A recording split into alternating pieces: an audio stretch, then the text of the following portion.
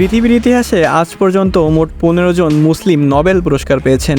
Nobel পুরস্কার হচ্ছে পুরো পৃথিবীর সবথেকে সম্মানিত পুরস্কার।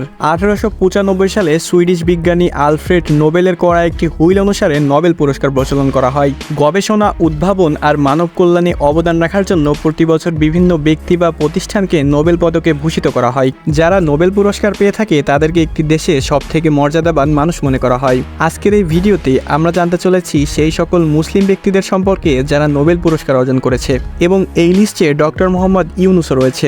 এটা বাংলাদেশিদের জন্য খুবই গর্বের বিষয়। তো লিস্টের কোন কোন মুসলিম ব্যক্তি রয়েছে তা জানতে হলে ভিডিওটি শেষ পর্যন্ত দেখতে থাকুন। আর যারা এখনো আমাদের চ্যানেলটিকে সাবস্ক্রাইব করেননি তারা প্লিজ লাইক এবং সাবস্ক্রাইব করে আমাদের সাথেই থাকুন। তো আর কথা না বাড়িয়ে চলুন মূল ভিডিওতে যাওয়া যাক। লিস্টের 1 নম্বরে রয়েছে তাওয়াক্কুল কারমান। তিনি হচ্ছেন একজন ইয়েমেনের সাংবাদিক এবং ইয়েমেনের রাজনীতিবিদ। তিনি 1979 সালে ইয়েমেনে জন্মগ্রহণ করেন। 2011 সালে তিনি প্রথম আরবীয় নারী হিসেবে নোবেল শান্তি পুরস্কার অর্জন করেন। তাকে ইয়েমেনের সবথেকে সম্মানিত ব্যক্তিদের মধ্যে একজন ধরা হয়। Tawakkul Karman's name wasn't among the favorites to win the Nobel. লিস্টের 2 নম্বরে রয়েছে ওরহান পামুক। পৃথিবীর সেরা মুসলিম ব্যক্তি যারা নোবেল পুরস্কার পেয়েছেন তাদের মধ্যে একজন হচ্ছে ওরহান পামুক। ইনি হচ্ছে একজন তার্কিশ উপন্যাসিক। এর পাশাপাশি তিনি শিক্ষকতা করে থাকেন। তিনি 1953 সালে তুরস্কের বিখ্যাত শহর ইস্তাম্বুলে জন্মগ্রহণ করেন। 2006 সালে তিনি সাহিত্যে নোবেল পুরস্কার অর্জন করেন। তাকে তুরস্কের সেরা সাহিত্যিক বলা হয়। লিস্টের 3 নম্বরে রয়েছে ডক্টর মোহাম্মদ ইউনুস। ডক্টর মোহাম্মদ ইউনুস সেই সকল মুসলিম ব্যক্তিদের মধ্যে একজন যারা নোবেল পুরস্কার পেয়েছেন। তিনি হচ্ছেন বর্তমানে বাংলাদেশের অন্তর্বর্তী সরকারের প্রধান। তিনি হচ্ছেন বিশিষ্ট অর্থনীতিবিদ। বাংলাদেশের মানুষ তাকে নিয়ে অনেক আশা করছেন। তিনি বাংলাদেশকে নতুনভাবে গড়ে তুলতে জনগণকে সাহায্য করছেন। আপনার কি মনে হয় ডক্টর মোহাম্মদ ইউনুস কি পারবে বাংলাদেশকে উন্নতির শিখরে নিয়ে যেতে? কমেন্ট করে জানান। ডক্টর মোহাম্মদ ইউনুস 1940 সালে বাংলাদেশের চট্টগ্রাম জেলায় জন্মগ্রহণ করেন। তো সেই হিসেবে তার বর্তমান বয়স 84 বছর। তিনি 2006 সালে একমাত্র বাংলাদেশি হিসেবে শান্তিতে নোবেল পুরস্কার অর্জন করেন।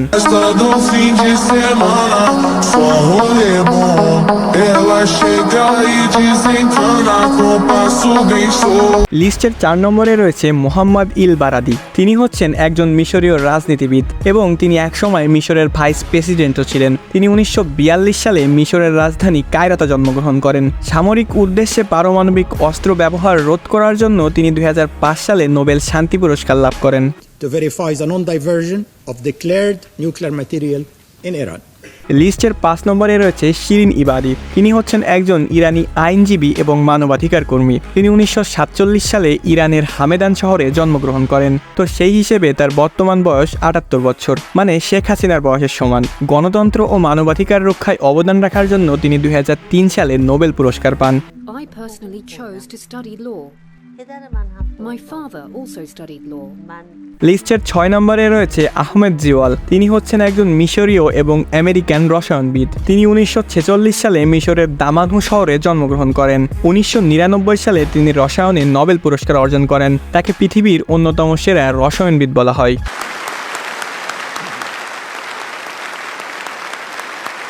লিস্টের 7 নম্বরে রয়েছে ইয়াসির আরাফাত। ইয়াসির আরাফাতকে আপনারা অনেকেই চেনেন। তিনি ছিলেন একজন বিখ্যাত ফিলিস্তিনি রাজনীতিবিদ। তিনি 1929 সালে মিশরের কায়রোতে জন্মগ্রহণ করেন। তিনি 1994 সালে ঐতিহাসিক অসলো চুক্তি স্বাক্ষর করার পর শান্তিতে নোবেল পুরস্কার অর্জন করেন। ইয়াসির আরাফাত প্যালেস্টাইন লিবারেশন অর্গানাইজেশনের চেয়ারম্যান ছিলেন। 2004 সালে ফ্রান্সে তাকে হত্যা করা হয়।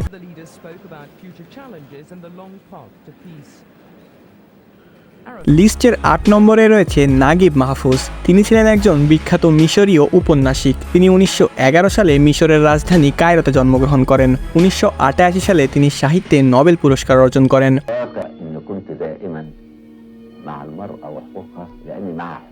লিস্টের 9 নম্বরে রয়েছে মোহাম্মদ আব্দুস সালাম। পৃথিবীর বিখ্যাত মুসলিম যারা নোবেল পুরস্কার অর্জন করেছে তাদের মধ্যে রয়েছে মোহাম্মদ আব্দুস সালাম। তিনি ছিলেন একজন পাকিস্তানি পদার্থবিদ। 1926 সালে তিনি পাকিস্তানের পাঞ্জাবে জন্মগ্রহণ করেন। 1979 সালে তিনি প্রথম পাকিস্তানি হিসেবে পদার্থবিদ্যায় নোবেল পুরস্কার অর্জন করেন।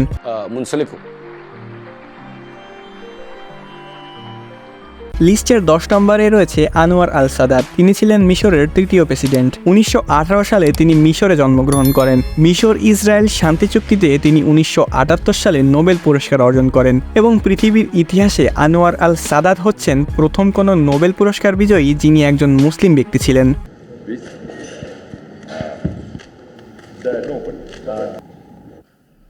লিস্টের 11 নম্বরে রয়েছে নার্গিস মোহাম্মদী। তিনি হচ্ছেন একজন ইরানি মানবাধিকার কর্মী। 1972 সালে তিনি ইরানের জানজান প্রদেশে জন্মগ্রহণ করেন। ইরানি নারীদের অত্যাচারের বিরুদ্ধে তিনি লড়াই করেছিলেন। ইরানি নারীদের জন্য লড়াই এবং স্বাধীনতা প্রচারের জন্য তিনি 2023 সালে নোবেল পুরস্কার অর্জন করেন।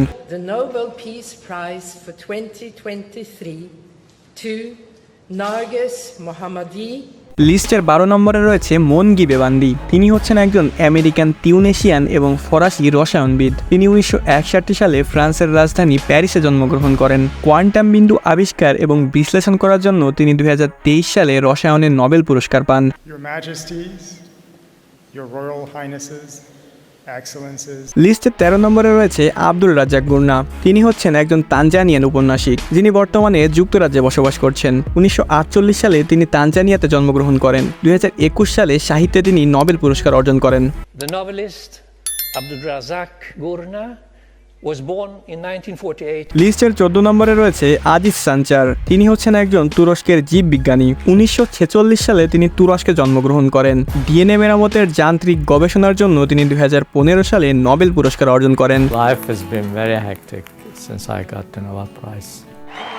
There were a number of functions that I had. সর্বশেষ লিস্টের 15 নম্বরে রয়েছে মালালা ইউসুফজাই। তিনি হচ্ছেন একজন পাকিস্তানি শিক্ষা আন্দোলন কর্মী। তিনি 1997 সালে পাকিস্তানে জন্মগ্রহণ করেছিলেন। শিশুদের প্রতি অবিচারের বিরুদ্ধে এবং শিক্ষার অধিকারের লড়াইয়ের জন্য তিনি 2014 সালে শান্তিতে নোবেল পুরস্কার পান।